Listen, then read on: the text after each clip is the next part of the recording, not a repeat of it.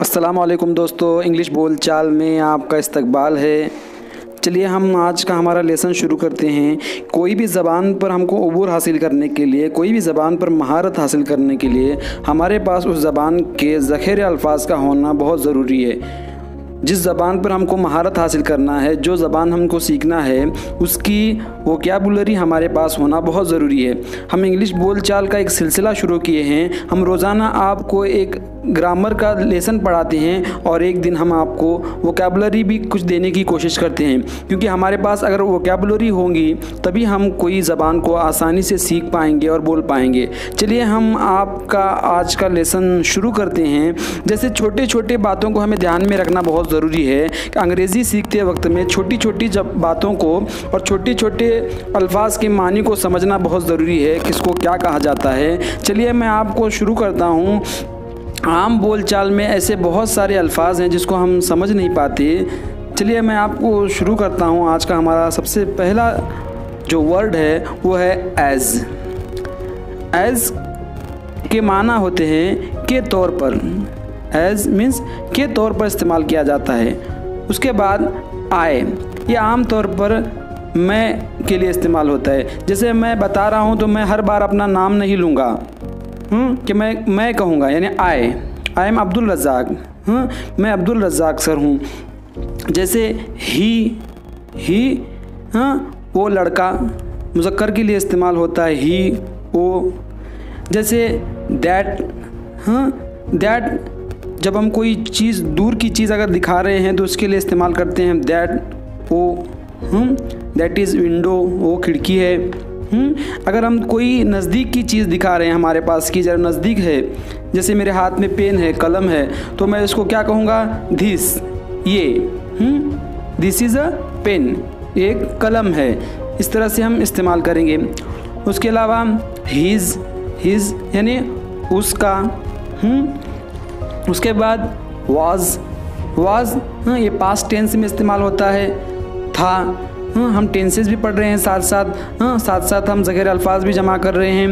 Was कब इस्तेमाल होता है, था के लिए इस्तेमाल होता है। फॉर के लिए, फॉर का मतलब क्या होता है, के लिए। दिस इज़ फॉर यू, ये आपके लिए है। ऑन यानी ऊपर। उसके अलावा आर ये बराए जमा के लिए इस्तेमाल होता है। हैं जिसका माना होता है हैं।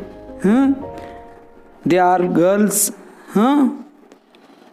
जैसे इज़, इसका इस्तेमाल क्या के लिए होता है के लिए इस्तेमाल होता है। उसके बाद विद के साथ। जैसे दे यानी वो जमा, बराए जमा के लिए इस्तेमाल होता है दे। बी हो, एट पर। इस तरह से हम इसको जहन में रखें। फ्रॉम से मतलब से, फ्रॉम से। आई एम फ्रॉम मुंबई, मैं मुंबई से हूँ। इस तरह से बाय की तरफ से, बाय की तरफ से।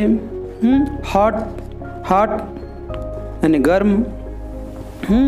जैसे वर्ड यानी लफ्ज़, जैसे सेंटेंस जुमला, उस तरह से वर्ड लफ्ज़। जब हम बात करते हो तो कहते हैं बट, यानी लेकिन।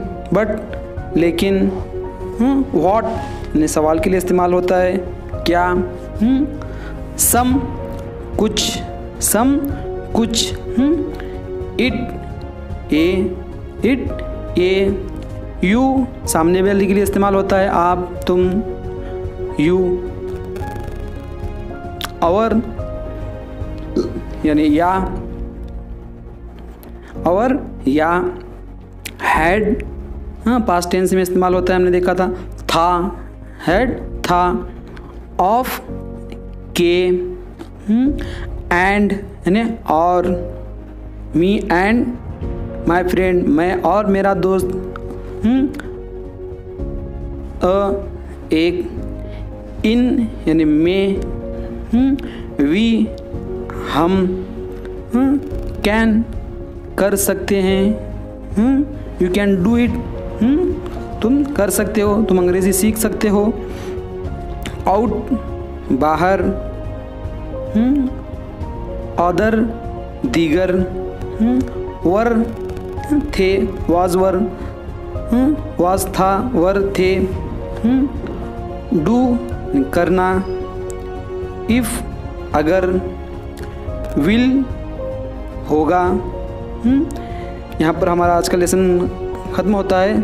आपको अगर हमारा वीडियो अच्छा लगा है तो लाइक करें, सब्सक्राइब करें और अपने दोस्तों में शेयर करें। Thanks for watching.